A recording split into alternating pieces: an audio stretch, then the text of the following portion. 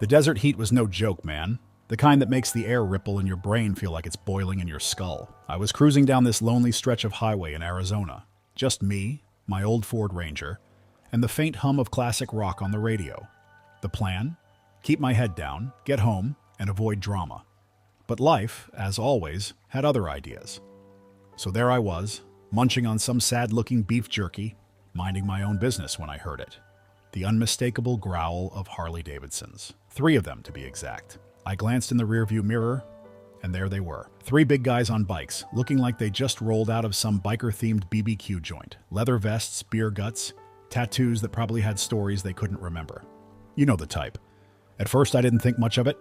Bikers are bikers, right? But then they got closer. Too close. One of them, this red-haired dude with a beard that could house a family of birds, whipped something shiny out of his pocket and bam! Chucked it right at my windshield. The damn thing clanged off the glass like a bell at a boxing match. "What the hell?" I muttered, my grip tightening on the wheel.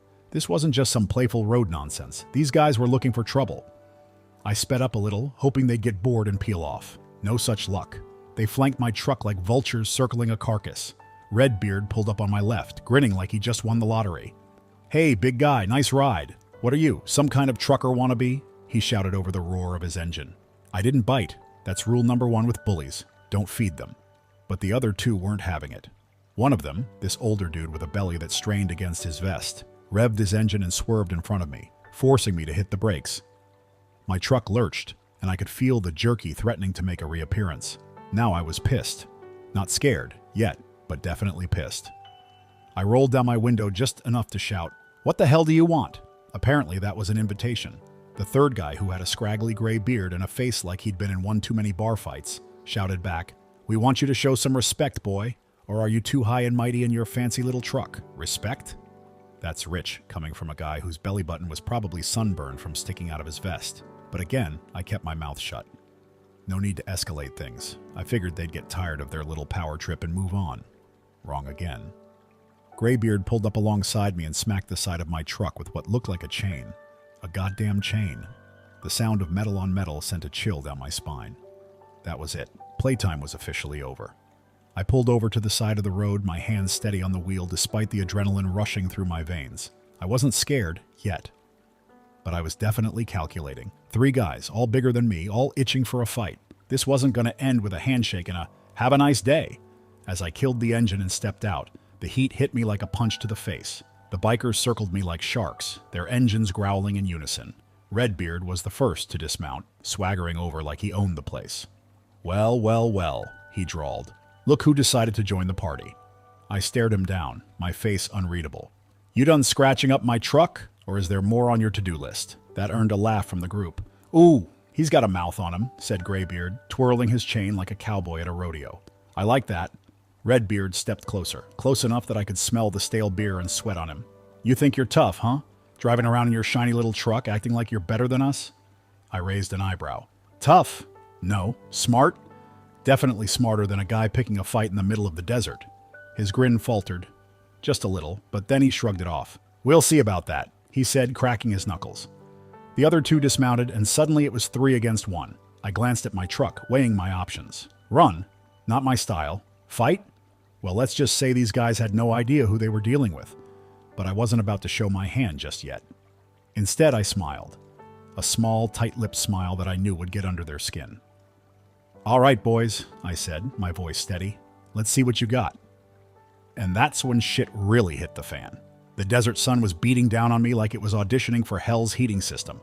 But that wasn't my biggest problem. No, my problem was the 3 leather-clad idiots standing in front of me, their beer guts jiggling as they tried to look tough. Redbeard, the ringleader, stepped closer, his face twisted into a grin that screamed, "I'm about to make a very bad decision." "All right, asshole," he said, twirling a rusty knife he must have picked up at a flea market. "You're in our territory now. Show some respect, or we'll make sure you regret stopping." I couldn't help it. I laughed. "Your territory? Bro, this is a public highway. The only thing you own out here is probably that beer gut." His face turned redder than his beard. He lunged, but let me tell you, this guy moved like a drunk hippo. I sidestepped, and he stumbled forward, barely catching himself before eating dirt. "You okay there, big guy?" I asked. "Should we call a medic?" Jimmy, the walking keg, decided to join the fun. He lumbered toward me, all 300 pounds of him, huffing, like he was about to run a marathon.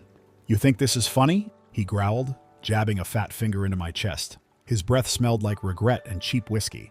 "Funny? No," I said, slapping his hand away. "Sad? Absolutely." That's when Graybeard, the oldest and probably dumbest of the trio, swung a chain at me. A literal chain, like we were in some kind of biker movie from the 80s. I caught it midair, yanked it hard, and sent him tumbling to the ground like a sack of potatoes. "Dude, you all right?" I asked, peering down at him. "You want me to call AARP or are we good?" Redbeard recovered from his stumble and came at me again, this time with the knife raised. "You're dead meat, you cocky son of a bitch." I rolled my eyes. "Dead meat? Really? You've been watching too many action movies, my guy." He slashed, but he was slow, probably from all the Bud Light he'd been guzzling since the Clinton administration. I grabbed his wrist, twisted it until the knife hit the dirt, and shoved him into Jimmy, who let out a wheezy grunt as they both fell to the ground in a heap. "2 for 1, I said, dusting off my hands. "You boys are making this way too easy." Jimmy tried to get up, but his knees were clearly on strike. Meanwhile, Graybeard was fumbling with his chain like he was debating whether to try again. "You're gonna pay for this," he spat. But the desperation in his voice ruined the effect. "Pay for what?" I shot back. "Exposing you as the Walmart version of Hell's Angels?" And then came the cherry on top. Sirens. The sound cut him through the tension like a hot knife through butter, and all three of them froze. Someone, probably one of the few drivers brave enough to slow down, had called the cops. "You hear that?" I asked, smirking.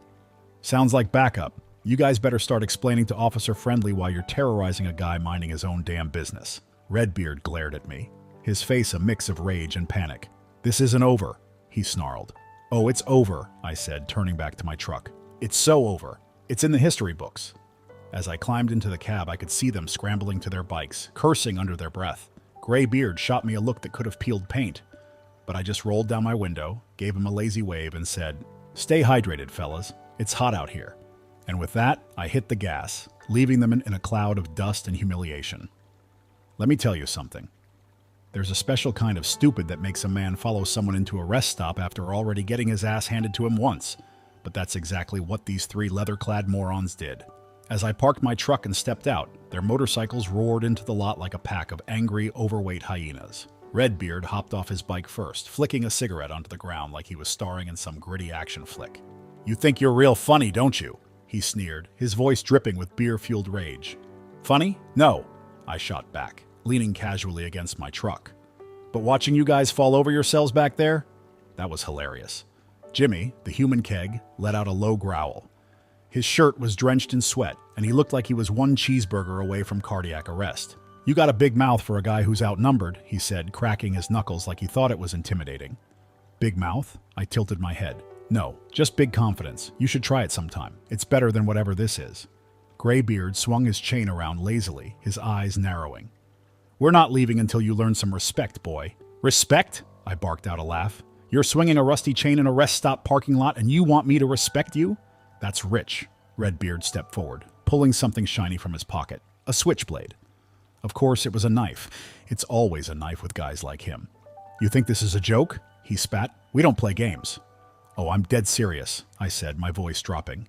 "You just better pray you're faster with that thing than I am." That was enough to set him off. He lunged, the blade glinting in the midday sun.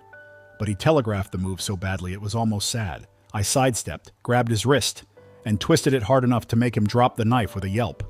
The blade clattered to the ground, and I kicked it away. "Strike one," I said, slamming him against the side of my truck. Graybeard and Jimmy took that as their cue to jump in. Gray swung his chain, aiming for my ribs, but I caught it mid-swing, yanked hard, and sent him stumbling forward. Before he could recover, I drove my knee into his gut, doubling him over. "Strike two," I muttered.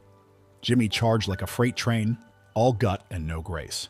He probably thought his sheer size would give him an advantage. It didn't.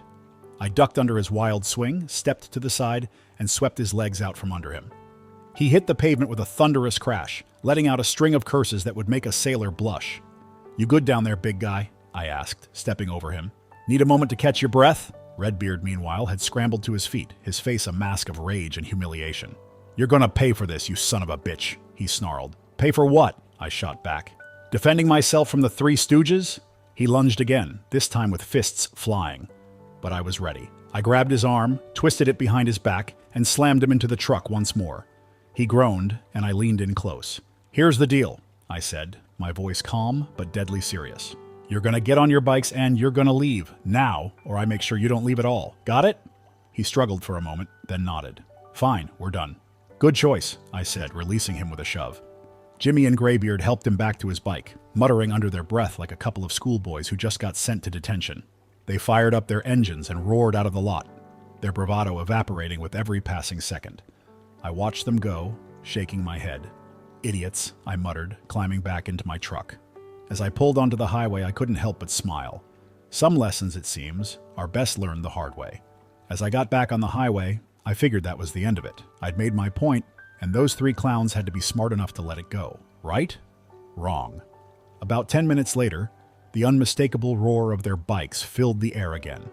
These guys didn't just double down, they went all in on stupid. They were weaving through traffic, revving their engines like they were in some biker gang action flick. Redbeard pulled alongside my truck, glaring at me like I'd just insulted his entire family tree. You think you're a badass? He shouted, his voice barely audible over the engine noise. This ain't over. Dude, it's been over since the rest stop, I called back. But if you want another round, I'm happy to educate you. He motioned to Graybeard and Jimmy, who sped ahead and forced me to slow down. They were trying to box me in, but I'd had enough of their crap. I downshifted, hit the gas, and swerved onto the shoulder, kicking up a cloud of dust that swallowed them whole. As I pulled back onto the road, I heard the sound I'd been waiting for. Sirens. Bright blue and red lights lit up my rearview mirror, and I couldn't help but grin. Somebody had reported them, and now they were about to reap what they'd sown. The bikers panicked, their formation breaking as they tried to scatter. Redbeard shot me one last furious look before he veered off onto an exit ramp, but it was too late. The cops were on them in seconds, forcing them to the side of the road. I slowed down as I passed, rolling down my window just enough to make sure Redbeard could hear me. Told you it wouldn't end the way you thought, I said with a smirk. He didn't reply, just glared at me, his face a mask of pure rage and humiliation. As the cops started cuffing him and his buddies, I hit the gas and drove off, leaving them to deal with the consequences of their stupidity. And that was it. No more games, no more biker nonsense, just me, the open road, and the sweet satisfaction of knowing I'd taught them a lesson they wouldn't forget anytime soon.